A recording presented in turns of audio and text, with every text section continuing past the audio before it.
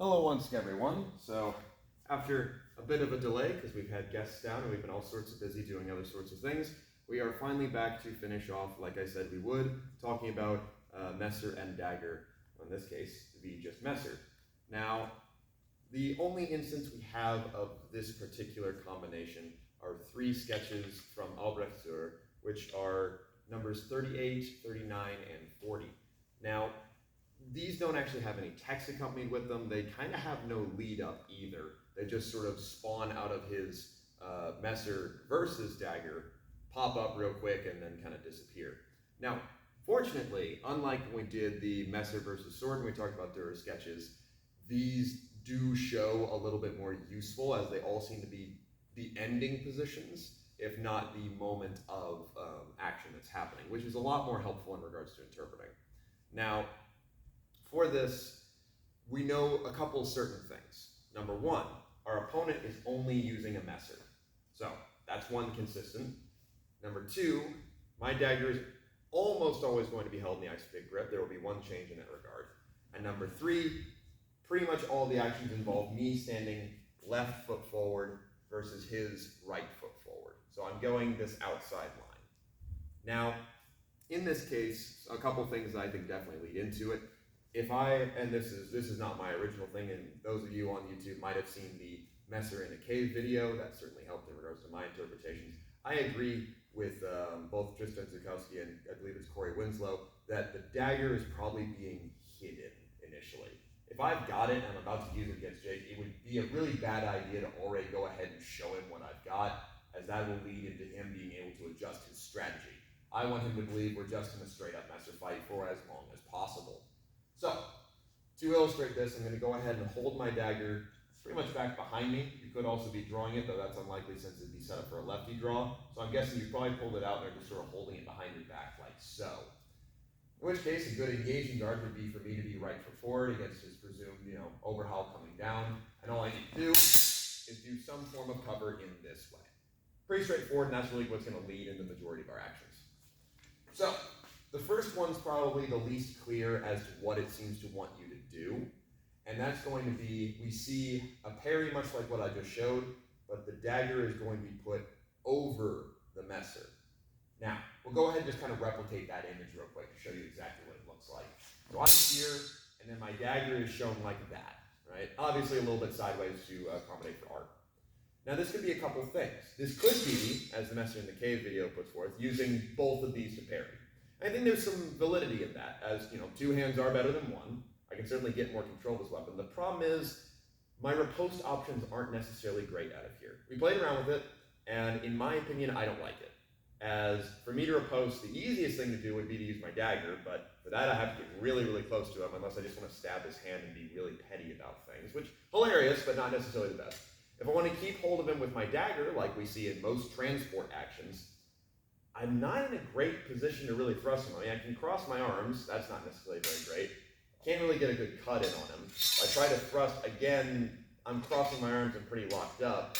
I could try to do some actions with it, but that's walking me into a pommel or things along those lines. I'm not saying you couldn't, and I'm certainly thinking that with some more sweep involved with it, this could be very beneficial and you could do either, but I don't necessarily think that's what's being shown, in my opinion. Instead, what I definitely prefer is a little bit off of, and I can't remember their name, but I'll link the video in the description. They did some experimental stuff with this. I like the idea of bringing the dagger over to transport it back across instead. So we're still going Messer, Dagger, Messer, but rather than going to one side, we're going to go back the other way to open him up. So, I'm hiding my dagger, he cuts down at me, I cover as I normally would, right? I'm going to bring my dagger over with the express purpose of inserting it against him. This now allows me to open him up and get a lot more fun options. If he tries to cut around at any point, I still have my Messer in the way. So this is pretty safe for me to do. Not to mention from here, I have a lot of great quick actions that I could execute, no matter what I really want to do. And this action of unfurling works really well with the rondo. I just kind of got to get his Messer into that little shape like we talked about with the Dagger Messer, the catch down below, and it locks. It's really quite nice in that regard.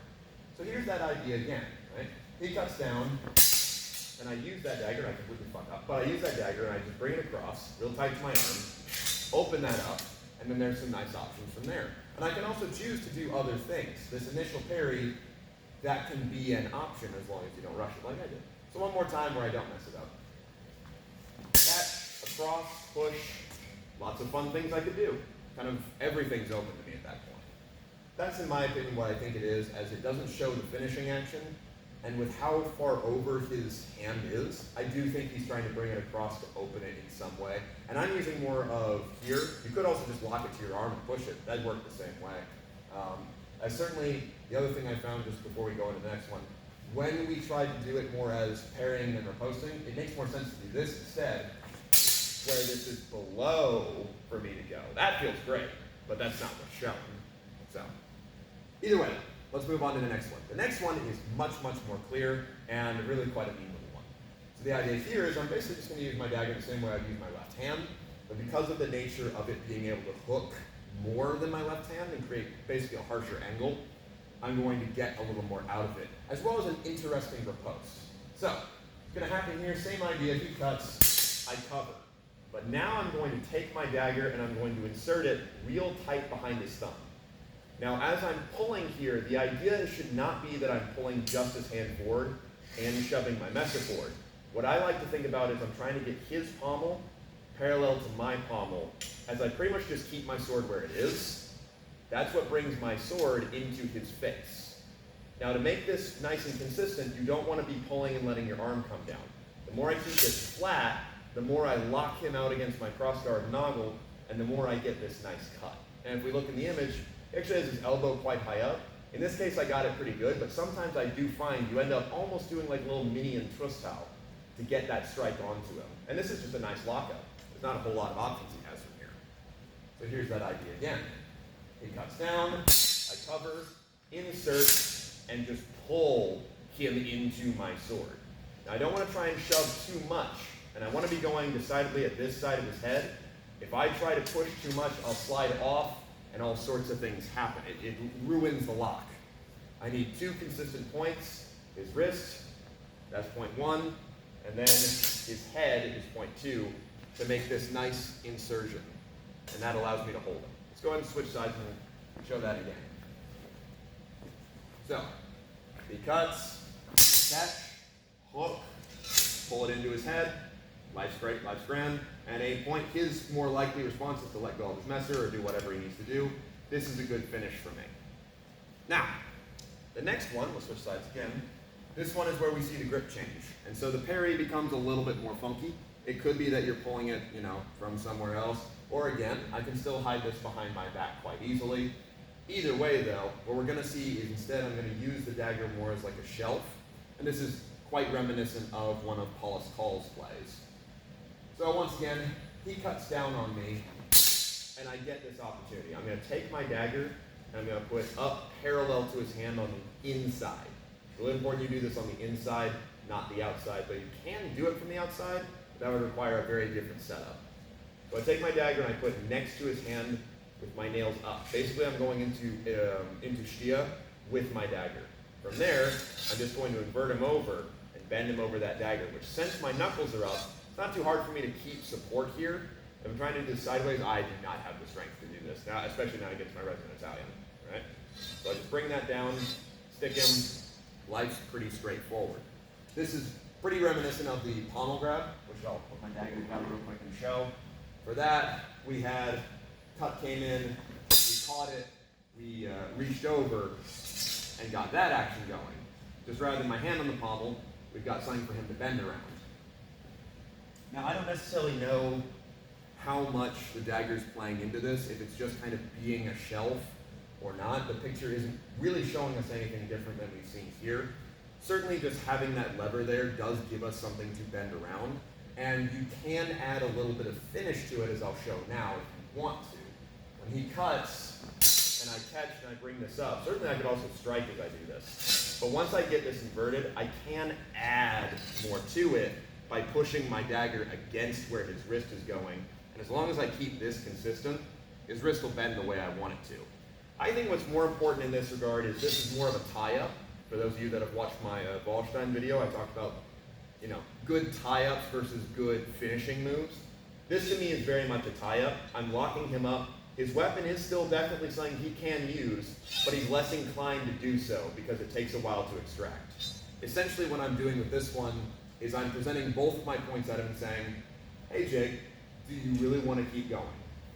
And that's my opinion how this one works. We'll switch sides real quick and show it one more time. So he cuts down, cover, insert with your nails up, bring that across, and see if he's still inclined to fight.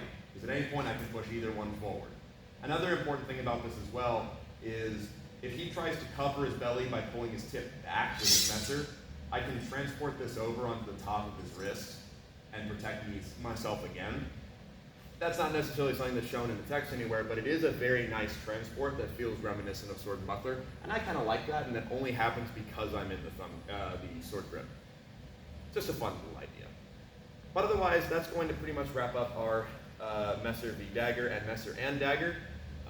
Like I said, we don't have a whole lot of context, so everyone's idea is valid, but in my opinion, after experimenting with things, these are the results that I had. So, thank you very much, Jake, for helping me. And thank you all very much for watching. We'll be going over some other techniques another time.